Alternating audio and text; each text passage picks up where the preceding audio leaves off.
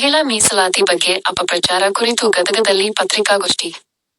ಗದಗ: ಮಹಿಳಾ ಮೀಸಲಾತಿ ಬಗ್ಗೆ ಕೇಂದ್ರ ಸರ್ಕಾರ ಹಾಗೂ ಬಿಜೆಪಿ ಮುಖಂಡರು ಮಾಡುತ್ತಿರುವ ಆರೋಪಗಳನ್ನು ಖಂಡಿಸಿ ಗದಗ ನಗರದ ಜಿಲ್ಲಾ ಪತ್ರಿಕಾ ಭವನದಲ್ಲಿ ಕಳೆದ ಬುಧವಾರ ಕಾಂಗ್ರೆಸ್ ಪಕ್ಷದ ಮಹಿಳಾ ಮುಖಂಡರು ಪತ್ರಿಕಾಗೋಷ್ಠಿ ನಡೆಸಿದರು. ಈ ಸಂದರ್ಭದಲ್ಲಿ ಕೆಪಿಸಿಸಿ ಪ್ರಧಾನ ಕಾರ್ಯದರ್ಶಿ ಹಾಗೂ ಗದಗ ಜಿಲ್ಲಾ ಪಂಚಾಯಿತಿ ಮಾಜಿ ಅಧ್ಯಕ್ಷೆ ಸುಜಾತ ದೊಡ್ಡಮನಿ, ಸ್ವಾತಿ ಮಾಳಗಿ, ನೀಲಮ್ಮ ಬೋಳನವರ, ಚೆಕ್ಕ ಕಳ್ಳಿ, ಶೋಭಾ ದೇಸಳ್ಳಿ, ರಾಜೇಶ್ವರಿ ಭಜಂತ್ರಿ ಸೇರಿದಂತೆ ಇನ್ನೂ ಹಲವು ಮಹಿಳಾ ಮುಖಂಡರು ಹಾಗೂ ಪಕ್ಷದ ಕಾರ್ಯಕರ್ತೆಯರು ಉಪಸ್ಥಿತರಿದ್ದರು. ವರದಿ: ಚಂದ್ರಶೇಖರ ಸೋಮಣ್ಣವರ. ಒಂದು ಓಟಿಗೋಸ್ಕರ, ಮಹಿಳೆಯರ ಮನವೊಲಿಸಿಕೊಳ್ಳೋಕ್ಕೋಸ್ಕರ ಮಹಿಳಾ ಮೀಸಲಾತಿಯನ್ನ ಇವರು ತಂದಿದ್ದಾರೆ. ಇದನ್ನ ಎಲ್ಲ ಮಹಿಳೆಯರು ನೋಡ್ತಾ ಇದ್ದಾರೆ. ಮಹಿಳೆಯರ ಪರವಾಗಿ ಏನಾದ್ರೂ ಕೆಲಸ ಮಾಡಾಕತ್ತೈತೆ ಅಂದ್ರೆ ಅದು ಕಾಂಗ್ರೆಸ್ ಪಕ್ಷದ ಸರ್ಕಾರ ಅನ್ನೋದನ್ನ ಎಲ್ಲರಿಗೂ ಗೊತ್ತಿದೆ.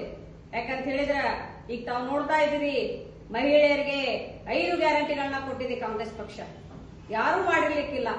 ಹಿಂದೆ ಕೂಡ ಯಾರು ಮಹಿಳೆಯರ ಬಗ್ಗೆ ವಿಚಾರವನ್ನ ಮಾಡ್ಲಿಕ್ಕಿಲ್ಲ.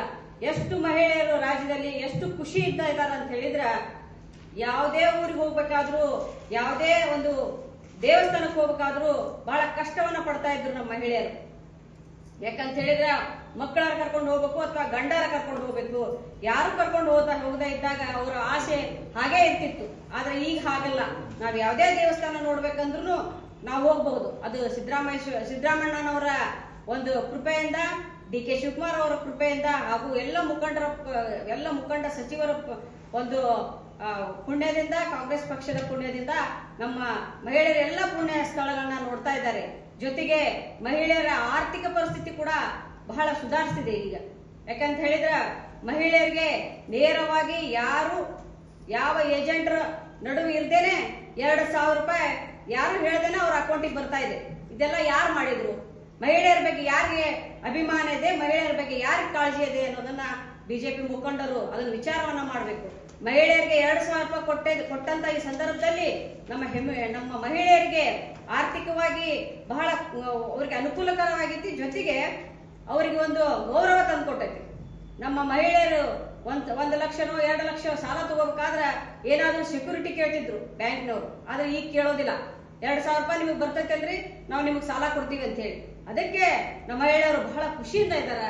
ಅದಕ್ಕೆ ಬಿಜೆಪಿ ಅವರು ವಿಚಾರವನ್ನ ಮಾಡಬೇಕು. ಮಹಿಳೆಯರ ಪರವಾಗಿ ಯಾವ ಸರ್ಕಾರ ಇದೆ, ಮಹಿಳೆಯರ ಪರವಾಗಿ ಯಾವ ಸರ್ಕಾರ ಕೆಲಸ ಮಾಡಕತ್ತೈತಿ ಅನ್ನೋದನ್ನ ಒಂದು ಬಿಜೆಪಿ ಮುಖಂಡರು ವಿಚಾರ ಮಾಡಿ ಮಾತಾಡಬೇಕು ಅಂತ ಈ ಸಂದರ್ಭದಲ್ಲಿ ಹೇಳಿ, ಅವರು ಕೊನೆಯದಾಗಿ ಹೇಳೋದಾದ್ರೆ, ಈಗಿರುವಂತಹ ಏನು 224 ವಿಧಾನಸಭಾ, 553 ಲೋಕಸಭಾದಲ್ಲೇನೆ ನೀವು ಹಂಗೇನ್ರ ಮಹಿಳೆಯರ ಬಗ್ಗೆ ನಿಮ್ಗೆ ಕಾಳಜಿ ಇದ್ರೆ ಈಗನೇ ನೀವು ಮಹಿಳಾ ಮೀಸಲಾತಿ ಕೊಡ್ರಿ ಅಂತ ಹೇಳಿ ನಾ ಬಿಜೆಪಿ ಮುಖಂಡರಲ್ಲಿ ಕೇಳ್ಕೊಂತೇನೆ. Thank you.